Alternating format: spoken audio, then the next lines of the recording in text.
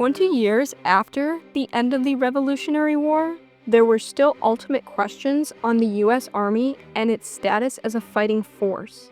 As the Army evolved, so did that of its insignia, allowing us to delve into the evolution of Army insignia in parallel. Until the late 1780s, troops wore a non-standard mix of uniforms and insignia to the dismay of many officers.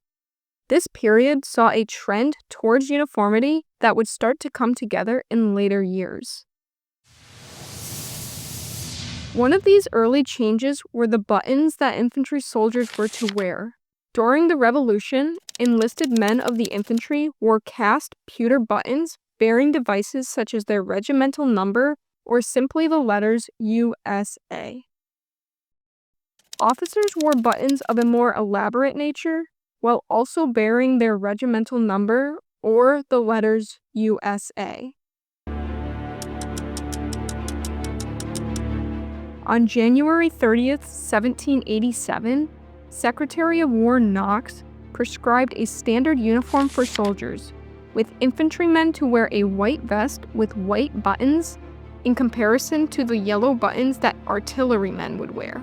The dividing line between a sporadically uniformed military and an advanced and cohesive force happened when Congress increased the Army to 2 regiments in 1791. More were added in 1808 and then again in the War of 1812. It was in this period where infantry soldiers began to distinguish themselves with specific insignia. One of these is their cap plates, an insignia placed on the tall leather caps of that period. Little is known about the exact designs of this period, and uniformity may have been an afterthought. However, example plates have been excavated that detail soldiers' regimental number with the words U.S. Infantry at the top of the plate. In 1814, a standard oval pattern with an eagle atop a bed of cloud has been noted. Officer cap insignia was not standardized at this time, with officers choosing to wear a variety of different designs to distinguish themselves as infantry officers.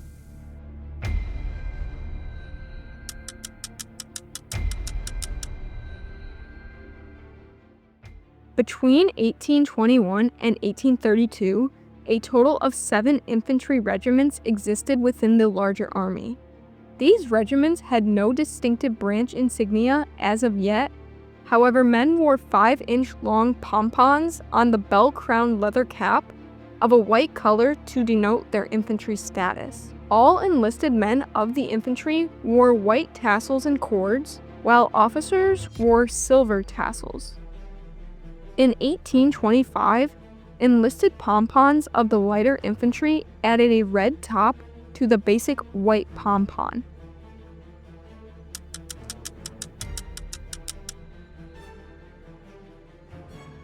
The mid-1830s brings us far more standardization as well as information on what the early U.S. Army regulations were.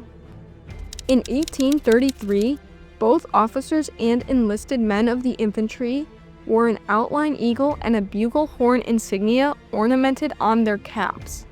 Up until now, infantry had been classically denoted with white and silver trimmings.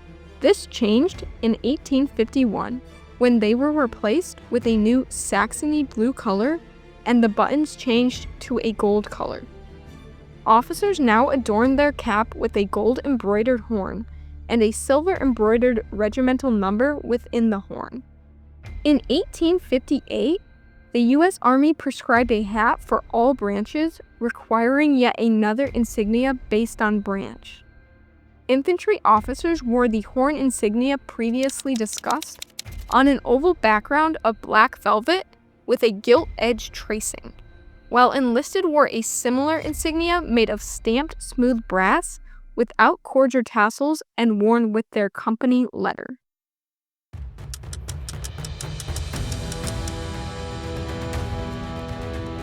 Entering the Civil War, the growth of the Army instilled more regulations regarding the devices a soldier would wear.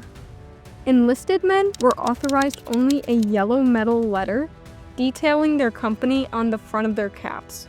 However, a wide variety of non-regulation insignia was worn by units all across the Army. New uniform regulations in 1872 detailed a smooth brass horn to be fixed onto the front of enlisted caps with the badge of the corps and company letter. In 1875, the famed crossed rifles replaced the bugle horns. Enlisted soldiers wore their regimental number above the crossed rifles with the company letter below. These were connected by small wires. Officers wore embroidered crossed rifles with the regimental number in silver on their forage caps. However, in 1895, all officers replaced cap insignia with the national eagle, replacing the rifles. Enlisted personnel continued to wear this cap insignia with minor changes in years to come until 1905, when the weapons were changed to bolt-action rifles.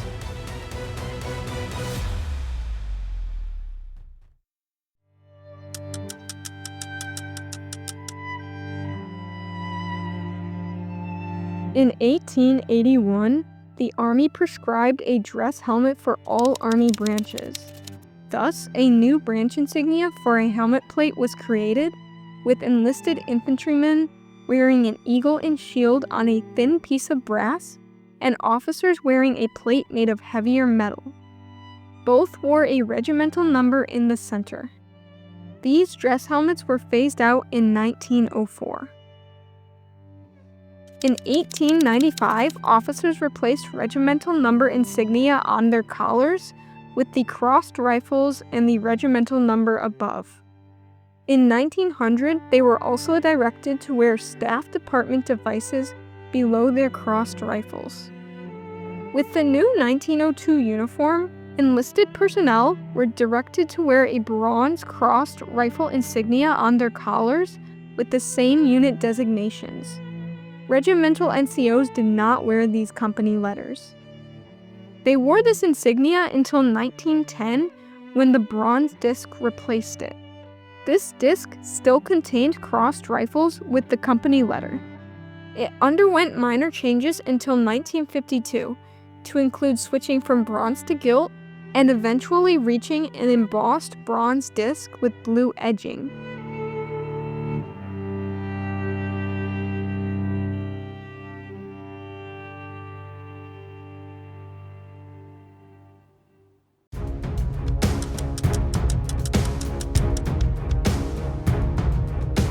With the change to the Springfield variant in 1905, the infantry branch upgraded their crossed rifles.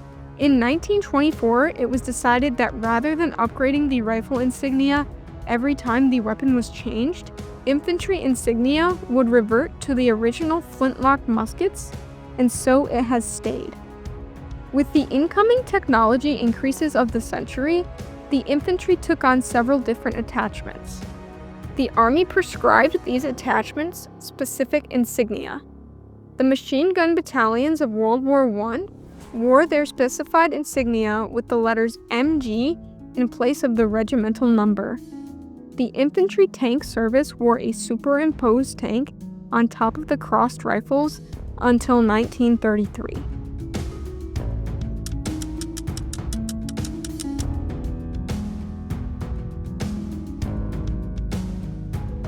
Heading into the Second World War, the insignia of infantry soldiers remained largely the same, with a lesser focus on denoted unit numbers and letters. Most soldiers ended up donning the plain crossed muskets, with little other changed from the previous period. The famous blue shoulder infantry cord was adopted in 1952 as an additional item for infantrymen to wear on their dress uniforms. It was here that the insignia story finds its end, with minor changes being found throughout the years based mainly on uniform upgrades and additions. Today, soldiers continue to wear the crossed muskets of 1795, and they continue to cherish the heritage of the meaning behind the insignia, defending freedom and the American way of life.